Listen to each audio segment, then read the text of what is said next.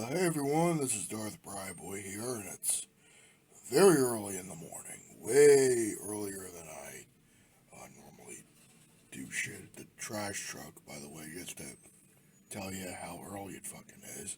Anyway, uh, so there's been a lot of,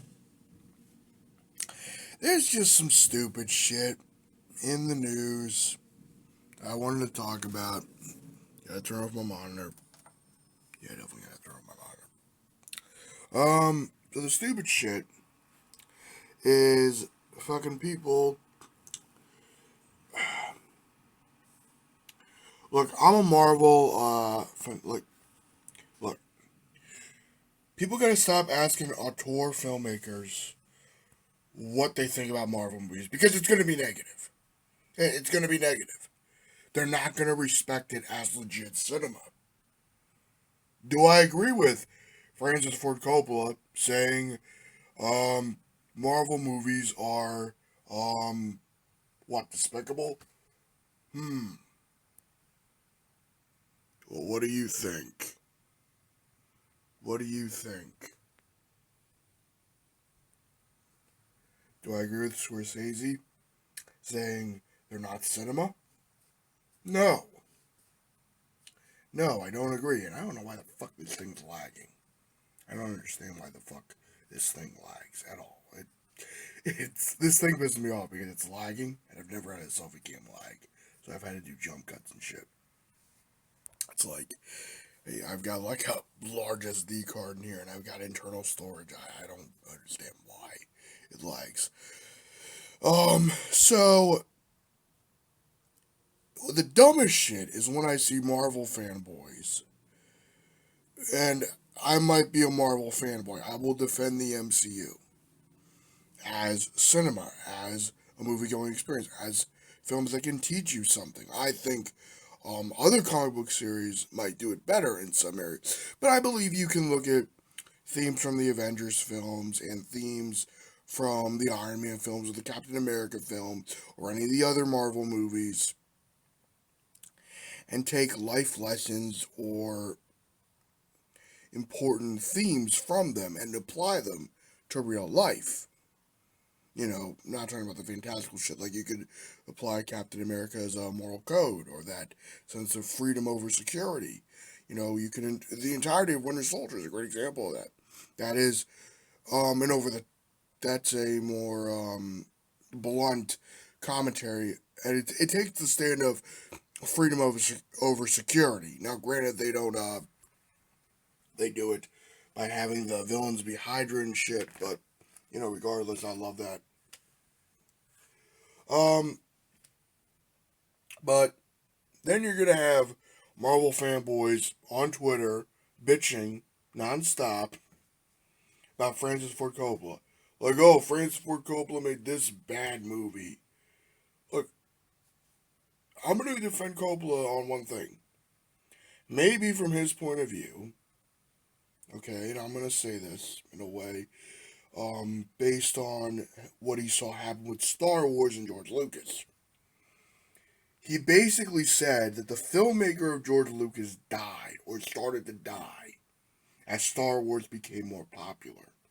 He saw the more cynical side. The selfie cam on my phone is weird and it's glitching, and I have no idea why. I don't know what is wrong with this application on the phone.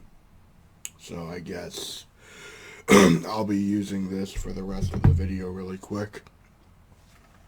So as I was trying to, as I was trying to articulate, the the cynical side I think Francis Ford Coppola sees with franchise filmmaking in general, and and I believe comic book filmmaking, especially from his point of view, probably confirms a lot of this. Is that it becomes a lot about merchandising, about money and profit, and less about storytelling. I don't agree with this, but I can understand it.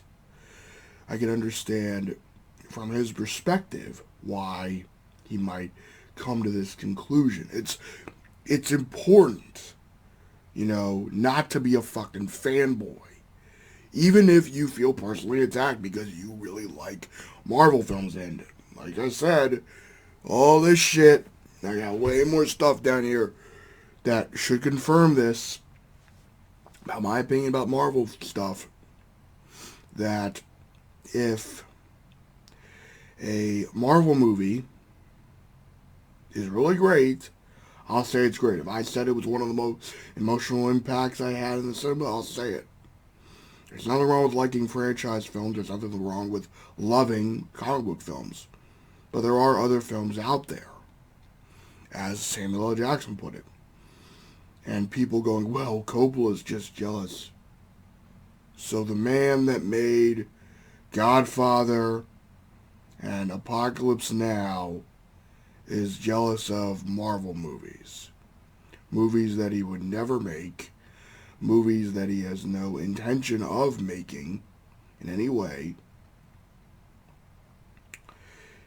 The man is 80 years old. The man was there when this new groundbreaking time period for cinema was happening in the 70s and 80s.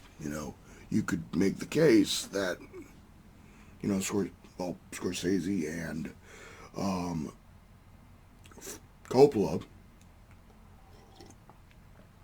are some of the most important, they are some of the most important filmmakers of all time. So their words do carry a lot of weight, and it's stupid for people to get offended and defensive because Disney doesn't give a shit. Kevin Feige doesn't give a shit. He'll make a response saying, well, I'm disappointed he feels that way. And he will make a point, as he did against Spielberg, saying, well, great example. He had this rebuttal to Spielberg, where he said, well, Western movies lasted this long, 50 plus years. So if we have this comic book renaissance that lasts 50 years onward, that'd be great. But the only problem I feel, dealing with the MCU now, is now that the Infinity Saga is done with, is that what do we have to look forward to? The main six are out, or they're getting phased out and replaced. Now, this happens in the comic books all the time, and as Kevin Feige's goal has been, it's to try to make the comic book experience apply to cinema, or the comic book style of storytelling apply to cinema. With that said, I can understand why traditional filmmakers, or people who might not be into that intense world building, as a good friend of mine, we were talking about this. We started to talk. Now, he doesn't hate all comic book movies, he just prefers a certain type of comic book movie if he's going to watch it. We were discussing about the early days of the Marvel Cinematic Universe and how it seemed pretty self-contained. And going back to the times of the original X-Men movies, or the Spider-Man movies, the Raimi films, or the Dark Knight trilogy, or the Batman films in general, we were discussing this.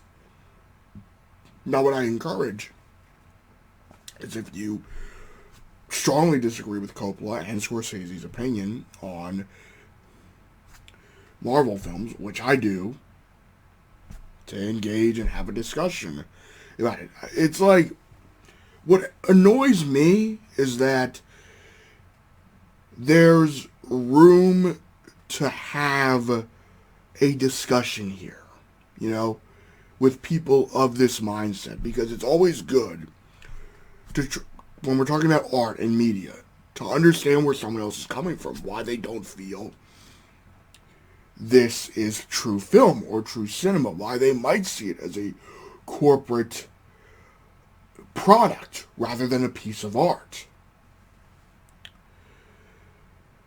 And instead of getting defensive, as I said, engage with people who feel that way.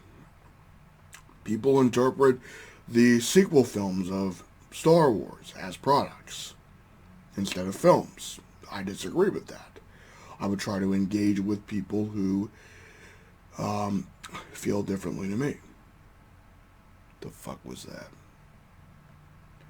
I think that's it. just don't be a fanboy, okay? Because someone like Coppola has his reasons. It just sucks that it seems that the reasons were not delved into enough. I'd love to hear, say, Sam Raimi's opinion on the MCU, or Nolan's opinion on the MCU, because they've done superhero films, they've done these franchise films, and they have experience in them, especially Nolan and Raimi, because Nolan and Raimi are the only two directors to complete a full series of films. I think that's it. So live long and prosper and have a nice day.